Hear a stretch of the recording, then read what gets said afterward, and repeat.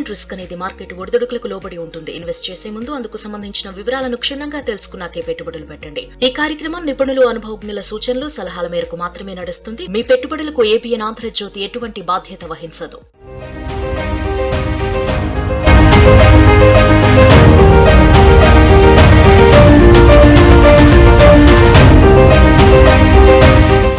Welcome to money మంత్ర. ఈరోజు fixed income ఆప్షన్స్లో కూడా అధికంగా ఎలా సంపాదించాలో మీకు తెలియజెప్పాలనే ఉద్దేశంతో నాతో పాటు యశ్వంత్ కూడా స్టూడియోలో పార్టిసిపేట్ చేయడానికి రెడీగా ఉన్నారు. ఇహ నుండి ప్రతి వారం కూడా కొద్దిగా స్పీడ్ పెంచి మనం అనేకమైన కాన్సెప్ట్స్ని వీలైనంత త్వరగా తెలుసుకుంటున్నట్లయితే త్వరగా ఆకలింపు చేసుకోవటం, దానిని వినియోగంలో పెట్టడం, దాని ద్వారా మీలో ఎక్కువ మంది కొంత గొప్ప అధిక ఆదాయాన్ని సంపాదించుకోవడానికి మార్గాలు తెలుసుకోవటం కూడా సాధ్యపడుతుంది. అందువల్ల ఈ సందర్భంగా ఎప్పుడైనా సరే మేము చెప్పే కాన్సెప్ట్స్ మీద మీకు కొద్దిగా గొప్ప సందేహాలు రావటం సహజం. ఇక్కడ నా రిక్వెస్ట్ ఏంటంటే, మీకు సందేహాలు వచ్చినట్లయితే, మీకు గనక హెల్త్ విషయంలో గనక సందేహాలు వస్తే డాక్టర్ దగ్గరికి వెళ్ళాలో, అలాగే న్యాయపరమైన చిక్కులు వచ్చినట్లయితే అడ్వకేట్ని ఎలా కలవాలో, అలాగే మీకు ఫైనాన్షియల్ మ్యాటర్స్లో మేము చర్చించే విషయాలపైన కనుక సందేహం వచ్చినట్లయితే దయచేసి నాలెడ్జ్ లేని స్నేహితులను కానీ, ఎంత మంచివారైనా సరే నాలెడ్జ్ లేని స్నేహితులు కానీ లేదా అలాగే బంధువులను మాత్రం కోరిగి వారి దగ్గర నుంచి సమాచారం సేకరిద్దామని మాత్రం దయచేసి ప్రయత్నించకండి.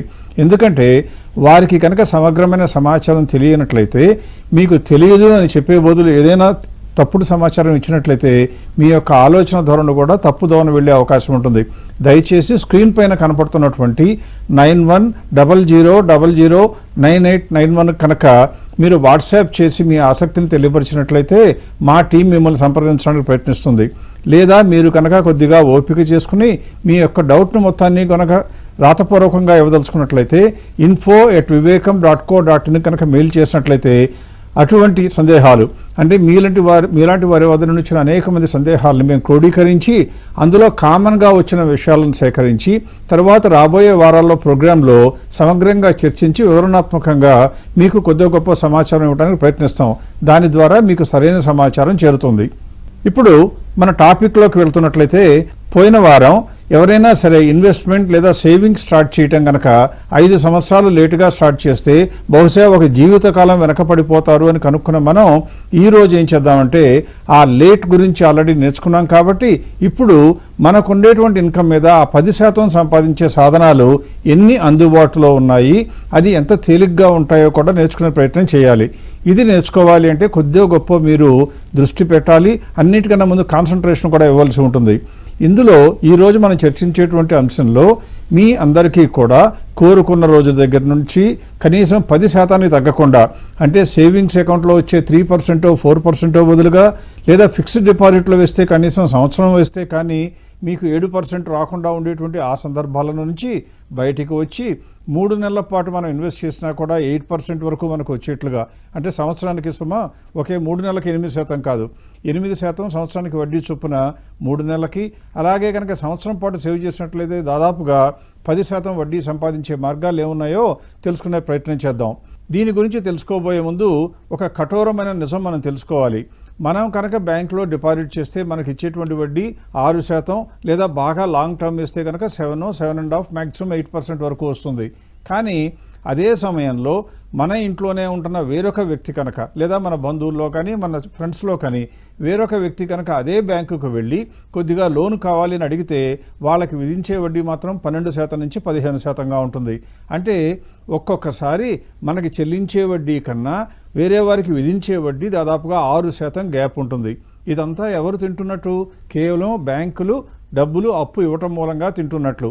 మరి ఇటువంటి సందర్భాల్లో ఒక డిపాజిటర్కేమో కొద్దిగా ఎక్కువ ఇవ్వచ్చు, అలాగే వడ్డీ ఎవరైతే కట్టవలసి వస్తుందో బారోవర్ అప్పు తీసుకుంటున్నారో వాళ్ళకి వడ్డీ కూడా కొద్దిగా తగ్గించవచ్చు అనే భావనతో ఆర్బీఐ ఒక కొత్త ఆలోచనకి ఒరవడి దిద్దింది. దాని మూలంగా ఏం జరిగిందంటే, P2P ప్లాట్ఫామ్స్, అంటే పియర్ టు పియర్ ప్లాట్ఫామ్ అనేటువంటి ఒక కాన్సెప్ట్ని తెర మీదకి తీసుకురావడం జరిగింది. దీనిలో ఏం జరుగుతుందో వివరాలన్నీ యశ్వంత్ చెప్పినా కొద్దిగా ఇంట్రొడక్షన్ లాగా మాత్రం మీకు చెప్పడానికి ప్రయత్నిస్తాను. ఇందులో ఏం జరుగుతుందంటే, డిపాజిటర్కి 6% ఇచ్చే బదులు 8-9% ఇచ్చి, అలాగే 12% వాళ్ళకి విధించే బదులుగా 10% వడ్డీ విధించినట్లయితే మధ్య గ్యాప్ తగ్గుతుంది, ఇద్దరు హ్యాపీగా ఉంటారు. కానీ ఎట్ ద సేమ్ టైం బ్యాంకులు చేసినంత పకడ్బందీ చర్యలు మామూలుగా చేయటం వీలు కాదు. కాబట్టి ఇదంతా కూడా టెక్నాలజీ వాడుకొని ఒక సమగ్రమైనటువంటి సిస్టమ్ని డెవలప్ చేసి దాని ద్వారా దీన్ని వెసులుబాటు చేయొచ్చు అని ఆర్బీఐ ఒక ముందడుగు వేసింది. దానిని అందిపుచ్చుకున్నటువంటి అనేక సంస్థలు ఈ బిజినెస్లో కాలుపెట్టినా అందులో కేవలం కొన్ని సంస్థలు మాత్రమే మంచి బిజినెస్ మోడల్ని ఎస్టాబ్లిష్ చేయడం, అంటే డిపాజిటర్స్ని అలాగే బారోవర్స్ని కూడా ఒక దగ్గరికి తీసుకోవడానికి ప్రయత్నం చేయడం జరిగింది. అందులో ఈరోజు మనం ఇంట్రడ్యూస్ చేయబోయేటువంటి ఒక కంపెనీ గురించి నేను చర్చిస్తాను. అలాగే మిగతా కంపెనీల గురించి కూడా సమగ్ర సమాచారం తర్వాత ఎపిసోడ్లో చేయొచ్చు. కానీ ఇవాళ చెప్పేదానిలో లిక్విడ్ లోన్స్ అనే సంస్థ ఏం చేసిందంటే డిపాజిటర్స్ దగ్గర నుంచి డబ్బును కనుక సేకరించినట్లయితే ఒక ట్రస్టీ దగ్గర పెట్టి అలాగే బారోవర్స్ ఎవరైతే ఉంటారో వాళ్ళకి మనం మనీ లెండ్ చేద్దామని అనుకుంటే ఆర్బీఐ చెప్పిన సూత్రం ఏంటంటే మీరు ఎవరి దగ్గరికై నుంచైనా డబ్బులు తీసుకున్నావా కానీ మీరు కనుక లోన్ ఇవ్వాలి అంటే ఈ ప్లాట్ఫామ్ ద్వారా ఇవ్వాలి అంటే ఎట్టి పరిస్థితుల్లో సెక్యూరిటీ తీసుకోకూడదు అంది. అంటే ఎవరికి లోన్ ఇవ్వాలి, ఎవరైతే ఎట్టి పరిస్థితుల్లో ఎగవేద్దాము అనే ఆలోచన లేని వారికి మాత్రమే ఇవ్వాలి అని చెప్పింది. అందుకని ఈ ప్లాట్ఫామ్లన్నీ ఏం చేస్తాయంటే ఎవరికైతే దాదాపుగా డబ్బు అవసరం ఉండదో అటువంటి వ్యక్తులకి కొద్దిగా వెసులుబాటు ఇస్తూ వారి చేత డబ్బుని బారో చేసేట్లుగా ప్రేరేపించడానికి ప్రయత్నిస్తాయి. ఈ ప్రేరేపించడం వారి యొక్క కన్సంప్షన్ కోసం, అంటే ఫోన్ కొనుక్కుంటానో మోటార్ సైకిల్ కొనుక్కుంటానో అటువంటి అవసరాలకు ఇవ్వకుండా మన ప్రజానీకంలో మనలాంటి మిడిల్ ఇన్కమ్ గ్రూప్ ఉన్న వాళ్ళు ఎంతమందో వారందరికీ కూడా అప్పు ఎగవేయటం అంటే చాలా పరువు తక్కువ పని కాబట్టి వారు అప్పు ఎగ్గొట్టే అవకాశం సామాన్యంగా ఉండదు అనేటువంటి ఆ కేటగిరీ ఇన్వెస్టర్స్కి మాత్రమే మనీ లెండ్ చేసే ప్రయత్నం చేస్తుంది. ఇలా ఎలా జరుగుతుందో కూడా మీకు ఒక ఎగ్జాంపుల్ చెప్తాను. ఒకవేళ మన ఇంట్లోనే ఉన్నటువంటి చిన్నపిల్లలు కానివ్వండి లేదా యంగ్స్టర్స్ కానివ్వండి కాలేజ్ ఎడ్యుకేషన్ అయిపోయిన తర్వాత ఉద్యోగం రావాలి అంటే ఒక ఐటీ కోర్స్ చేస్తే ఉద్యోగం వచ్చే అవకాశం ఉంటుంది కొన్నిసార్లు టెక్నికల్ ఎడ్యుకేషన్ కనుక నేర్చుకుంటే బాగుంటుంది. కొన్నిసార్లు మన ఇంట్లో ఉన్న ఆడపిల్లకి ముఖం మీద కానీ లేదా ఏదైనా ప్లాస్టిక్ సర్జరీ అవసరం అవ్వచ్చు, లేదా ఏదైనా ఫిజికల్లీ ఛాలెంజ్డ్ ఉంటే వాళ్ళకు కూడా సర్జరీ చేస్తే వాళ్ళ జీవితం మెరుగుపడుతుంది అనుకోవచ్చు. అటువంటి సందర్భాల్లో మనకి డబ్బు అవసరం అవుతుంది. కానీ మనం ఒకళ్ళని అప్పడగాలంటే మొఖమాటం, పైగా తీర్చలేమో అని భయము, అడగాలంటే కూడా ఎవరిని అడగాలో తెలియదు. అటువంటి వ్యక్తుల్ని ప్లాట్ఫామ్ సేకరించి వారికి ఏం చెప్తుందంటే మీకు కావాల్సిన డబ్బు అంతా మేము ఇస్తాము అంటుంది. అంటే మీకు ఏమర్థమైంది, ఎవరైతే డబ్బు అవసరం ఉన్నారో వాళ్ళకి డబ్బు ఇవ్వడానికి ఈ ప్లాట్ఫామ్ ముందుకు వస్తుంది. అలాగే మనలాంటి డిపాజిటర్స్ మనం 8%, 9% వడ్డీ వస్తే ఇవ్వడానికి రెడీగా ఉన్నా కానీ ఇంకా ఈక్వేషన్ పూర్తిగా సెట్ అవ్వలేదు. అందుకే ఏం చేస్తుందంటే ఈ ప్లాట్ఫాము ఎవరైతే ఈ సర్వీస్ ప్రొవైడ్ చేస్తారో, అంటే కంప్యూటర్ ట్రైనింగ్ ఇచ్చే ఇన్స్టిట్యూట్ దగ్గరికి కానీ లేదా సర్జరీ చేయవలసినటువంటి డాక్టర్ల దగ్గరికి కానీ హాస్పిటల్స్ దగ్గరికి కానీ ఆ ప్లాట్ఫామ్ వెళ్ళి ఏం చెప్తుందంటే మీరు ఈ సర్జరీ చేస్తే మీరు ఛార్జ్ చేసే ఫీజు 2 లక్షలు, కానీ ఆ యొక్క వ్యక్తి 2 లక్షలు కట్టడానికి అవకాశం లేక మీ ముందుకు రావడానికి సిద్ధపడటం లేదు. అందువల్ల మీరు కనుక ఈ అమౌంట్ మొత్తంలో కనుక 20% డిస్కౌంట్ ఇస్తాను అంటే మేము ప్లాట్ఫామ్ తరఫున మొత్తం అమౌంట్ మీకు ఇచ్చేస్తాము అంటుంది. అంటే 2 లక్షల్లోనూ ఒక 20% అంటే 40,000 లేదా 10% తగ్గిస్తున్న ఎంతో కొంత అమౌంట్, ఆ తగ్గించిన అమౌంట్ మొత్తం మీకు ఇప్పుడే ఇచ్చేస్తాము. కానీ ఎవరైతే ఆ సర్వీస్ పొందుతారో ఆ వ్యక్తి దగ్గర నుంచి ₹1 కూడా వడ్డీ లేకుండా నెక్స్ట్ 12 మంత్స్లోనో 24 మంత్స్లోనో ఇన్స్టాల్మెంట్స్ తీసుకుంటాము అని చెప్తుంది. అప్పుడు హాస్పిటల్ హ్యాపీయే, ఎవరైతే మనకి వాడుకుంటున్నారో అతను హ్యాపీనే, మనలాంటి డిపాజిటర్స్ మనకి వడ్డీ వస్తుంది కాబట్టి మనము హ్యాపీనే. ఈ ముగ్గురిని తీసుకొచ్చేటువంటిదే ప్లాట్ఫామ్ P2P అంటే. ఈ ప్లాట్ఫామ్లో జరిగేది ఏంటంటే మన దగ్గర నుంచి సేకరించిన మొత్తం ఒక ట్రస్టీ దగ్గరికి వెళ్ళటం, ఆ ట్రస్టీ ఎట్టి పరిస్థితుల్లో కూడా ఈ ప్లాట్ఫామ్ అనే సంస్థకి ₹1 కూడా చేతుల్లోకి ఇవ్వకుండా ఉంచటం, అలాగే ఈ సర్వీస్ ప్రొవైడర్కి మాత్రమే, అంటే డాక్టర్కి కానీ కంప్యూటర్ ఇన్స్టిట్యూట్ కానీ ఆ డబ్బుని ఇచ్చిన తర్వాత ఈ బారోవర్ ఎవరి కోసమైతే ఈ అమౌంట్ చెల్లించబడిందో వారి దగ్గర నుంచి నెల ఇన్స్టాల్మెంట్ రావటం వడ్డీ లేకుండా. కాకపోతే మీరు గమనించాల్సింది ఏంటంటే ఈ ₹2 లక్షల 40,000 సేవ్ అయినాయి కాబట్టి 1,60,000 మనం చెల్లించాం ప్లాట్ఫామ్ నుంచి. కానీ మనకి బారోవర్ దగ్గర నుంచి ఎవరైతే వాడుకున్నారో వాళ్ళు మాత్రం ₹2 లక్షల 2 సంవత్సరాల మీద చెల్లిస్తారు. కాబట్టి మనకు వచ్చేటువంటి అదనంగా వచ్చే ఇన్కమ్ ఎంత, 40,000. అంటే ఆయనకి నష్టం లేదు, సర్వీస్ ప్రొవైడర్కి ఏమో కొద్దిగా గొప్ప బిజినెస్ వచ్చింది, మనలాంటి డిపాజిటర్స్కి వడ్డీ ఇవ్వడానికి కొద్దిగా గొప్ప ఇన్కమ్ కూడా ఏర్పడింది. ఈ మూడింటిని ఏర్పాటు చేసేదే P2P ప్లాట్ఫామ్ అనేది. ఇలా చేసే సంస్థలు కోకొల్లలుగా మార్కెట్లో ఉన్నప్పటికీ మీరు కనుక కొద్దిగా గొప్ప పేరు తెలిసింది కాబట్టి P2P లెండింగ్ అంటున్నారని ఎవరి దగ్గర పడితే వాళ్ళ దగ్గరికి వెళ్ళిపోయినట్లయితే మీరు కొద్దిగా నష్టపోయే అవకాశం ఉంటుంది. కాబట్టి ఆ చేసే సంస్థ యొక్క గుణగణాలు, కొద్దిగా గొప్ప క్రెడిబిలిటీ, వాళ్ళ యొక్క ట్రాక్ రికార్డ్ చూసి మాత్రమే వెళ్ళాలి. ఇప్పుడు నేను ఏం చేస్తానంటే యశ్వంత్ని ఒక చిన్న రిక్వెస్ట్ చేస్తున్నాను, ఈ లిక్విడ్ లోన్స్ని ఒకసారి ఇంట్రడ్యూస్ చేయమని, దాని గురించి తనకున్నటువంటి సమగ్రమైన సమాచారాన్ని మీకు ఎంతవరకు అవసరమో అంతవరకు చెప్పమని కూడా రిక్వెస్ట్ చేస్తున్నాను. రైట్ అండి. సో ప్రసాద్ గారు చెప్పినట్టు అంటే ఈ ప్లాట్ఫామ్ యొక్క అడ్వాంటేజెస్ గురించి చెప్పారు. సో ఫస్ట్ అండ్ ఫార్మోస్ట్ మనం కూడా ఒక ఇన్వెస్టర్గా లేకపోతే ఒక డిపాజిటర్గా అర్థం చేసుకోవాల్సింది ఏంటంటే ఇటువంటి ప్లాట్ఫామ్ ఉండాల్సిన అవసరం ఎందుకు ఉంది అని కొంచెం టచ్ చేశారు. దాని మీద ఫ్యూ అదర్ పాయింట్స్ కూడా నేను యాడ్ చేద్దాం అనుకుంటున్నా. సో నా స్క్రీన్ చూసి ఒకసారి పరిశీలిద్దాం. సో ఎందుకు ఇటువంటి ప్రోడక్ట్ ఒక యూజ్ ఉంది అంటే ఈ పలానా స్క్రీన్లో చూపించేది ఏంటంటే గతంలో ఇన్ఫ్లేషన్ ఎలా ఉండింది, అదే సమయంలో ఫిక్స్డ్ డిపాజిట్ రేట్స్ ఎలా ఉన్నాయి. అంటే 91-92లో చూసినట్లయితే 12% ఇచ్చిన fixed deposit rate, 1 year fixed deposit rate, అదే సమయంలో ఎంత ఉండింది కన్జ్యూమర్ ప్రైస్ ఇన్ఫ్లేషన్ అంటే 13.9%. అంటే ఫిక్స్డ్ ఇన్కమ్ అంటే ఫిక్స్డ్ డిపాజిట్ రేట్ కంటే కూడా ఇన్ఫ్లేషన్ అదనంగా ఉంది. అంటే మనం నిజం చెప్పాలంటే వచ్చే లాభం కాదు కదా, ఇంకా నష్టపోయాం మనం ఫిక్స్డ్ డిపాజిట్లో పెట్టుంటే. చుట్టుపక్కల ఖర్చులు పెరుగుతూ ఉన్నాయి, అదే సమయంలో మనం పెట్టిన ఇంట్రెస్ట్ రేట్ ఏమో మనకి సరిపడగా లేదు అనే ఉద్దేశమే ఇది. సో ఇలాంటి సిచ్యువేషన్స్ చాలా ఉంటూ ఉన్నాయి. అందుకనే మనం ఎప్పుడైనా సరే డబ్బులు తీసుకెళ్ళి ఫిక్స్డ్ డిపాజిట్లో పెట్టి అదేదో ఘనత చేసినట్టు హ్యాపీగా ఉండి సాటిస్ఫైడ్గా ఉండకూడదు. డెఫినెట్గా మనం కూడా కన్సిడరేషన్లోకి తీసుకోవాలి. ఒక పక్క ఇన్ఫ్లేషన్ ఏంటి, చుట్టుపక్కల ధరలు ఎలా పెరుగుతున్నాయి, దానికంటే అదనంగా ఎలా సంపాదించాలో ఎప్పుడు కాన్స్టెంట్గా చూస్తూ ఉండాలి. సో అందుకనే అసలు ఇటువంటి ఇన్స్ట్రుమెంట్, ఇటువంటి kind of fixed income avenues అసలు ఏర్పడ్డాయి. నెక్స్ట్ వచ్చేసి మనం ఇక్కడ ఈ స్లైడ్లో ఏం చెప్పదలుచుకున్నానంటే అసలు వివిధ రకాల జనాలు అసలు హౌ డు దే యూజ్ అప్పులు, క్రెడిట్ కానీ డెట్ కానీ ఎలా వాడతారు అంటే నేనేం చెప్పదలుచుకున్నానంటే రూరల్ Tier 3 కనుక చూసినట్లయితే ఎక్కువ వరకు అప్పు ఎందుకు తీసుకుంటారంటే సర్వైవల్కో లేకపోతే కాస్త కొద్ది గొప్ప ఇన్కమ్ జనరేట్ చేయడానికి. అలాంటి సిచ్యువేషన్లో ఉన్నాళ్ళు ఎటువైపు చూస్తారంటే స్పందన, స్ఫూర్తి, శ్రీరామ్ ఫైనాన్స్ ఇటువంటి kind of smaller NBFCs, micro financing institutions వైపు చూస్తూ ఉంటారు. దానికంటే ఒక మెట్టు ఎక్కితే అంటే no need for survival but aspirational, అంటే కొంచెం అప్గ్రేడ్ అవుదాం అనుకుంటున్నాను, నా లైఫ్ స్టైల్లో నా స్కిల్ సెట్లో అప్గ్రేడ్ అవుదాం అనుకుంటున్నానంటే that kind of category is served by banks అవ్వచ్చు లేకపోతే NBFC అవ్వచ్చు. దీనికంటే ఒక మెట్టు ఎక్కువ అఫ్లూయెంట్ పీపుల్ అంటే వాళ్ళు ఎటువైపు చూస్తారు, వాళ్ళకి నిజం చెప్పాలంటే ఎందుకు కావాలి డబ్బు, అప్పులు ఎందుకు కావాలంటే జస్ట్ కేవలం కన్వీనియన్స్కే. వాళ్ళ క్రెడిట్ వైపు చూస్తారు. క్రెడిట్ కార్డ్స్ ఉన్నాయి కాబట్టి దానికి లిమిట్స్ ఉంటాయి, అవసరం ఉన్నప్పుడు వాడుకుంటారు, అవసరం లేనప్పుడు దే డోంట్ యూజ్ ఇట్. దానికంటే లాస్ట్ మెట్టు ఏంటి అంటే HNIs, హై నెట్వర్త్ ఇండివిజువల్స్. సామాన్యంగా అవసరం ఉండదు, వాళ్ళ క్రెడిట్ అవసరం ఉండదు. ఉంటే కనుక పెద్ద పెద్ద బ్యాంకులు లేకపోతే NBFCలు కూడా రెడీగా ఉంటాయి ఎమ్మటే ఇచ్చేయడానికి. సో ఈ type of category of investors ఎందుకు ఇంపార్టెంట్ అంటే ఈ యొక్క సంస్థ లిక్విడ్ లోన్స్ అనేది ఈ యాస్పిరేషనల్ అఫ్లూయెంట్ సెగ్మెంట్ వరకే కేటర్ చేస్తాయి.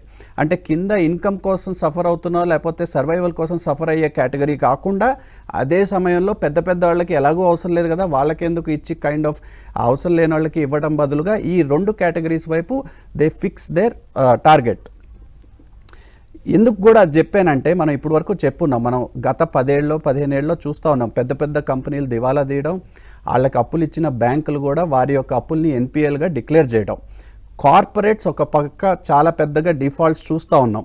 అంటే ఇదే సమయంలో SBI కనుక చూస్తే ఇక్కడ నేను చూపించే గ్రాఫ్లో రెడ్లో కనిపించేదేమో కార్పొరేట్ గ్రాస్ NPA పర్సంటేజ్, అదే టైంలో గ్రీన్లో కనిపించేది రీటైల్ గ్రాస్ NPA. అంటే 7.6% కార్పొరేట్స్ చేస్తే అదే సమయంలో రీటైల్ ఏమో కేవలం 0.91. అదే HDFC చూస్తే 1.22 వర్సెస్ 0.85. అంటే HDFC సాధారణంగా కొంచెం కన్జర్వేటివ్గా ఉంటారు కాబట్టి చాలా జాగ్రత్తలు తీసుకుని చెప్పినట్టుగా చూడొచ్చు మనం. అదే కాకుండా next ICICI, axis, bank of Baroda. ఓవరాల్గా చూస్తే యావరేజ్గా చూస్తే కార్పొరేట్లు 4.8 times ఎక్కువ సార్లు NPAగా డిక్లేర్ పడ్డారు. అంటే దాని ఉద్దేశం ఏంటంటే ప్రసాద్ గారు చెప్పినట్టు మనం రీటైల్ ఆడియన్స్గా ఉన్నప్పుడు మనం అప్పు తీసుకున్నప్పుడు చాలాసార్లు ఆలోచిస్తాం ఎగ్గొట్టాలంటే. ఎందుకంటే మనని వేరేలాగా క్రెడిట్ అంటే కైండ్ ఆఫ్ డిఫాల్ట్ ట్యాగ్ పడిపోయింది, చుట్టుపక్కల వాళ్ళు కూడా అదోలా చూస్తారని మనం చాలా జాగ్రత్తలు వహిస్తాం. అదే సమయంలో కార్పొరేట్స్ అంత జాగ్రత్త వహిస్తున్నారంటే this number is showcasing that they are not. So అందుకు రీటైల్కి ఇవ్వడం చాలా సేఫ్. అది Yashwant please continue. Now coming to అసలు ఎటువంటి కైండ్ ఆఫ్ రిటర్న్స్ వస్తాయి అసలు ప్లాట్ఫామ్లో. ఇప్పుడు ఇందాకటి వరకు ఫిక్స్డ్ డిపాజిట్లో 6%, 7%, 8% గురించి మాట్లాడాం కదా. ఈ యొక్క ప్లాట్ఫామ్లో అసలు రేట్స్ ఎలా ఉన్నాయని చూస్తే 3 months లాక్-ఇన్ ఉంటే అరౌండ్ 9%, 6 months లాక్-ఇన్ ఉంటే అరౌండ్ 9.5%, 12 months లాక్-ఇన్ ఉంటే 10% IRR. అగైన్ ఇవన్నీ ఇప్పుడు ఫ్రీజ్ అయిపోయి కలకాలం ఇవే రేట్లు కాదు, ఇయర్లీ మారుతూ ఉంటాయి. ఎందుకంటే ఇంట్రెస్ట్ రేట్లు is a dynamic thing. Government RBI కూడా మారుస్తూ ఉన్నప్పుడు మనం కూడా ఈ ఇన్స్టిట్యూషన్ కూడా మారుస్తూ ఉంటుంది. సో బాగా పెరిగినప్పుడు ఇది కూడా ఇంకొంచెం ఎక్కువ ఇచ్చింది, బాగా తగ్గినప్పుడు కొంచెం తగ్గుతాయి. బట్ కమిట్ చేసిన రేట్ డెఫినెట్గా డెలివర్ చేస్తారు. సో 3 నెలలు, 6 నెలలు, 12 నెలలు లాక్-ఇన్ ఉంటే ఈ రేట్లు. అదే కాకుండా నాకు ఈ కైండ్ ఆఫ్ మూమెంట్ గురించి భయం ఉంది. ఎక్కువ సమయం వరకు లాక్-ఇన్ చేసేస్తానంటే 24 months, 36 months వరకు కూడా లాక్-ఇన్ చేసేసుకుని అమౌంట్ పెట్టేసి ఐదర్ పేఅవుట్లా తీసుకోవచ్చు, అంటే నెలలా కొంచెం ఇన్కమ్ అన్న తీసుకోవచ్చు, లేకపోతే అది కూడా మళ్ళీ గ్రోత్ ఆప్షన్ లాగా మళ్ళీ రీఇన్వెస్ట్ అయిపోయి దాంట్లోకి వెళ్ళిపోతూ ఉండొచ్చు. So these 2 situations are available. Next, ఇప్పుడు ఒక ఇన్వెస్టర్ అయ్యి ఉంటే ఈ ప్లాట్ఫామ్లో అసలు ఎలా ఉంటుంది మన డాష్ బోర్డ్ అని ఒకసారి చూపేందుకు ప్రయత్నిస్తా. సో ఈ సమయంలో వివేకం ఫైనాన్షియల్ సర్వీసెసే ఒక ఇన్వెస్టర్, అంటే ఒక డిపాజిటర్ ఇంటూ లిక్వి లోన్స్. ఒక 20 లక్షల అమౌంట్ పెట్టి 3 నెలలు లాక్-ఇన్ పెట్టుకుని ఒక ఇంట్రెస్ట్ తీసుకుంటా ఉన్నాం. సో అసలు మన 20 లక్షలు ఎలా పర్ఫామ్ చేసాయి, అసలు ఎక్కడికి వెళ్ళినాయి, ఎవరెవరికి వెళ్ళినాయి అని చూస్తే more than 7,644 borrowers, అంటే 7,000 మందికి కేవలం మన 20 లక్షలే 7,000 మందికి వెళ్ళింది. అది ఎంతెంత అంటే యావరేజ్గా అరౌండ్ 250 రూపీస్, 250 రూపీసే వెళ్ళినాయి పలానా పర్సన్కి. Average fixed obligations to income ratio 16%. ఇది ఎందుకు ఇంపార్టెంట్ అంటే దీన్ని బట్టి, అంటే సపోజ్ నేనే ఒక వ్యక్తి నుండి నేను 100 రూపాయలు అప్పు తీసుకున్నానో, లేకపోతే నాకు 100 రూపాయలు ఆదాయం ఉందనుకోండి, దాంట్లో నాకు అప్పే 100 రూపాయలు ఉన్నాయంటే నాకు వచ్చిన డబ్బులంతా నా అప్పు సర్వీస్ చేయడానికే పోతూ ఉంటుంది. సో అప్పుడు అలాంటి సమయంలో వేరే వాళ్ళు వచ్చి అప్పిస్తారా అంటే ఇవ్వకూడదు, చూసుకొని జాగ్రత్త వహించాలి. సో ఈ fixed obligations to income ratio దాన్ని మెజర్ చేసిద్ది, నా వచ్చే ఆదాయంలో నా అప్పుని సర్వీస్ చేసే ఆబ్లిగేషన్ ఎంత అని. అది ఎంత తక్కువ ఉంటే అంత మంచిది, అంత పెద్ద ఇన్కంలో ఉండి అంత తక్కువ అప్పులు సర్వీస్ చేయడంలో ఉన్నామని అర్థమైద్ది. Average tenure of the loans 26.8 months, అంటే more than 2.5 years. Average CIBIL rating 748. Average age of borrowers 35 years. So ఈ కేటగిరీ ఆఫ్ సెగ్మెంట్కి ఇలాంటి ప్లాట్ఫామ్ ఇస్తూ ఉంటారు. సో ఇందాక చెప్పినట్టు మనం చూసాం, మన 20 లక్షలు 7,600 మందికి వెళ్ళినట్టు, అది కూడా చాలా చిన్న చిన్న మొత్తాలు వెళ్ళినట్టు చూసాం. సో దీనికంటే ఒక మెట్టు ఎక్కువ అసలు ఎవరెవరికి వెళ్ళినాయి, ఎక్కడికి వెళ్ళింది, ఎంతెంత వెళ్ళింది అనే చూసే అవకాశం కూడా ఉంటుంది మనకి ఈ ప్లాట్ఫామ్లో. సో ఇప్పుడే కనుక చూస్తే ఫస్ట్ పర్సన్ వచ్చేసి 32 years from Thane Fino payment బ్యాంక్కి వెళ్ళింది. ఆ యొక్క మనిషి యొక్క సిబిల్ రేటింగ్ 854. ఎన్ని నెలలు తీసుకున్నాడు అప్పు అంటే 12 నెలలు. ఆయన fixed obligations to income ratio 21 to 40% మధ్యలో ఉంది. అసలు ఎందుకు తీసుకున్నాడు అప్పు? Health care. మంత్లీ ఇన్కమ్, ఈయనకి నెల నెల వచ్చే ఇన్కమ్ ఎంత? 35,000. బట్ ఈయన మొత్తం తీసుకున్న అప్పు 1,28,000. కానీ మన 20 లక్షల్లో 1,28,000 ఈయనకి వెళ్ళిందా అంటే కాదు, ఓన్లీ కేవలం 46 రూపాయల వరకే వెళ్ళింది. అలా ఒక్కొక్కళ్ళని మనం చూస్తూ ఉండొచ్చు. NTT 29 years, ఈయనకేమో 45 rupees. ICICI బ్యాంక్కి ఒక పలానా మనిషి ముంబై నుంచి 2 లక్షలు మంత్లీ ఇన్కమ్ ఉన్నా కూడా again only 46 rupees. Apple someone from Hyderabad, ఎవరో హైదరాబాద్ నుంచి వాళ్ళ ల్యాప్టాప్ కొనుక్కున్నట్లయితే 25 years Hyderabad, only 48 rupees. So దీన్ని బట్టి మనకు కూడా ఎంతో కాన్ఫిడెన్స్ వచ్చింది. మన 20 lakhs చాలా మందికి డిస్ట్రిబ్యూట్ అయింది. ఎంతో మంది ఎగ్గొడితే కానీ మనకి యాజ్ ఎ డిపాజిటర్ అది ఇంపాక్ట్ అవ్వదు. ఆ యొక్క జాగ్రత్తలు కూడా ప్లాట్ఫామ్ తీసుకుంటుంది. వాళ్ళ గ్రాస్ NPL తీసుకుని మార్జిన్ పెట్టుకుని సేఫ్టీ పెట్టుకుని వచ్చిన డబ్బుల్లో నుంచే మనకి ఇంట్రెస్ట్ ఇస్తారు. కాబట్టి మనం కూడా కొద్దిగా గొప్ప కాన్ఫిడెంట్గా we can be rest assured that safety is intact. So దీన్ని బట్టి మనకు అర్థం కావచ్చు ఎంత safety and kind of platform ఎటువంటి కైండ్ ఆఫ్ బారోవర్స్ని సెలెక్ట్ చేసుకుంటున్నారు. అందుకని మనం కూడా డిపాజిటర్గా ఉన్నప్పుడు అఫ్కోర్స్ మనం చూసాం ఇంట్రెస్ట్ రేట్లు 9-10 వరకు ఆ రేంజ్లోనే ఉన్నాయి. కానీ 35, 25 కొన్ని P2P ప్లాట్ఫామ్స్ అలాంటివి కూడా చెప్తారు, అలాంటివి కూడా అడ్వర్టైజ్ చేస్తారు. సో డెఫినెట్లీ మీరు జాగ్రత్త వహించి డ్యూ డిలిజెన్స్ చేసుకుని వాళ్ళు ఎలా ఆపరేట్ చేస్తున్నారు, వాళ్ళకి అన్ని ఎలా వస్తున్నాయి. నా 20 లక్షలు 2-3 వెళ్ళింది అనుకోండి, ఆ 2-3 ఒకళ్ళు ఎగ్గొట్టారంటే నాకు చాలా ఇంపాక్ట్ ఉంటుంది. సో అటువంటి జాగ్రత్తలు అన్నీ చూసుకుంటూ ఉండాలి. అవన్నీ తీసుకుని ఒక కలెక్టివ్గా ఒక డెసిషన్ తీసుకోవాలి. సో ప్రసాద్ గారు ఇంకెన్ని పాయింట్స్ ఏమైనా యాడ్ చేస్తారా ఈ యొక్క ప్లాట్ఫామ్ గురించి? కొన్ని చెప్పాలి యశ్వంత్.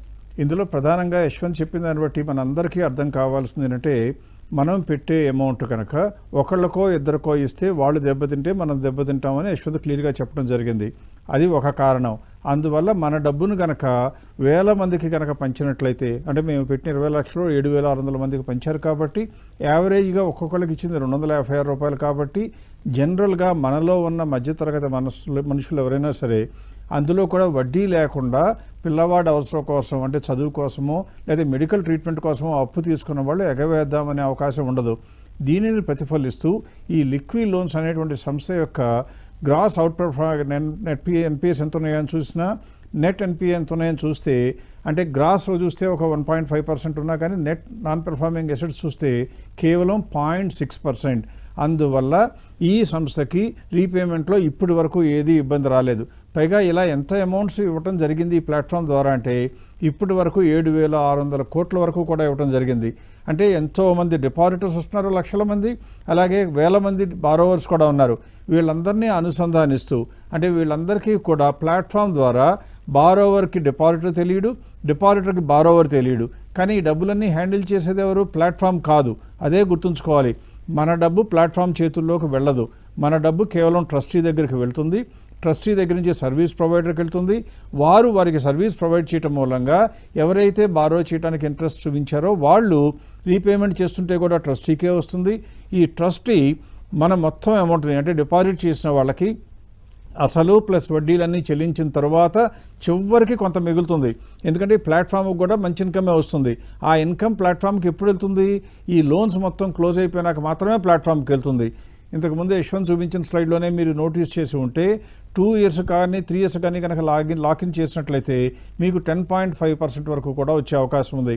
అంటే ఈ రోజు ఎపిసోడ్లో మనం నేర్చుకున్నది ఏంటంటే బ్యాంకులో డిపాజిట్ చేసి 6% వచ్చి అలాగే ఉందామా, లేక మనం 10-10.5% వరకు సంపాదించుకుందామంటే మార్గం కనపడింది. కాబట్టి మొట్టమొదట మనీ మంత్రాలో మొట్టమొదటి ఎపిసోడ్లో చేసినప్పుడు 10% వడ్డీ వస్తే అంటే కొంతమంది మనకి కామెంట్ చేయడం, కొంతమంది మాకు ఈమెయిల్ కూడా చేయడం జరిగింది. ఆ 10% వచ్చేది ఫిక్స్డ్ ఇన్కమ్ మీద ఎక్కడ ఉన్నాయండి, ఎక్కడా లేవు కదా అన్నారు. మీ అందరికీ సమాధానంగా ఇది కనపడింది. ఒకవేళ కనుక మీకు దీనిపైన సందేహాలున్నా, అదనపు సమాచారం కావాలన్నా ఇప్పుడు స్క్రీన్ మీద కనపడుతున్న నెంబర్ని కనుక మీరు సంప్రదించినట్లయితే మేము మీకు కావాల్సిన ఇన్ఫర్మేషన్ ఇవ్వగలుగుతాం. ఒకవేళ మీరు హైదరాబాదు పరిసర ప్రాంతాల్లో నివసిస్తున్నట్లయితే మమ్మల్ని కాంటాక్ట్ చేయొచ్చు.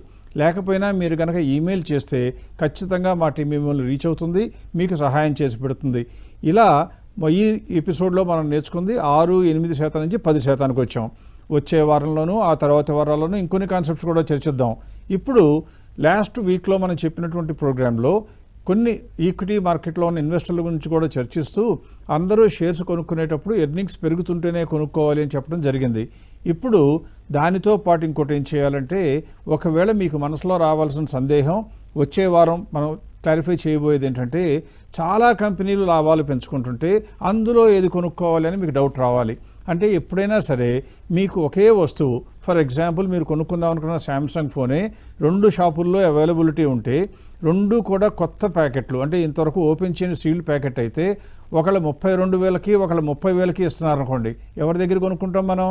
ఎట్టి పరిస్థితిలో మోసానికి అవకాశం లేదంటే 30,000 ఇచ్చే దగ్గరే కొంటాం. అంటే ఎక్కడ తక్కువ ఉంటే అక్కడ కొంటాం. అలాగే ఈక్విటీస్లో కూడా లాభాలు పెరిగేవే కొనాలనేది మొట్టమొదటి సూత్రం. రెండవ సూత్రం ఏంటంటే, నేను ఆ కంపెనీ కొంటాను కొనచ్చా అని అడిగితే ఆ కంపెనీలో అవకాశం 28% ఉండొచ్చు. కానీ అటువంటి క్యారెక్టరిస్టిక్స్ ఉన్న వేరొక కంపెనీలో 35% పెరగడానికి ఛాన్స్ ఉంటే మీరు ఏం కొనాలి? ఈ 35% ఛాన్స్ ఉన్నది కొనాలి. ఎందుకని? ఎర్నింగ్స్ రెండింటికి పెరుగుతున్నాయి కాబట్టి. అంటే ఇక్కడ మీ మనసులో రావాల్సిన మాట ఏంటంటే, ఇలా ఎంత పర్సెంటేజ్ పెరగడానికి ఛాన్స్ ఉన్నది అని తెలుసుకోవాలి అంటే మీ మనసులో ఈ కంపెనీ ఎక్కడికి పెరగచ్చు అనేది కూడా మీరు తెలుసుకోవాలి. దాన్నే మేము తరచి మా ప్రోగ్రాముల్లోనూ మేము ఎక్కడన్నా వేదికలు పంచుకున్నప్పుడు కూడా చెప్తూ ఉంటాం, ఫెయిర్ ప్రైస్ అని.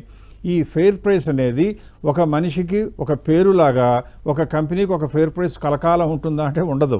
ఎందువల్ల ఉండదు అంటే, ప్రతి కంపెనీ కూడా విధిగా 3 నెలలకు ఒకసారి రిజల్ట్స్ ఇవ్వాలి. కాబట్టి రిజల్ట్స్ వచ్చిన ప్రతిసారి కూడా మనం దాన్ని మార్చుకోవాల్సి ఉంటుంది, మారుస్తూ కూడా ఉంటాం.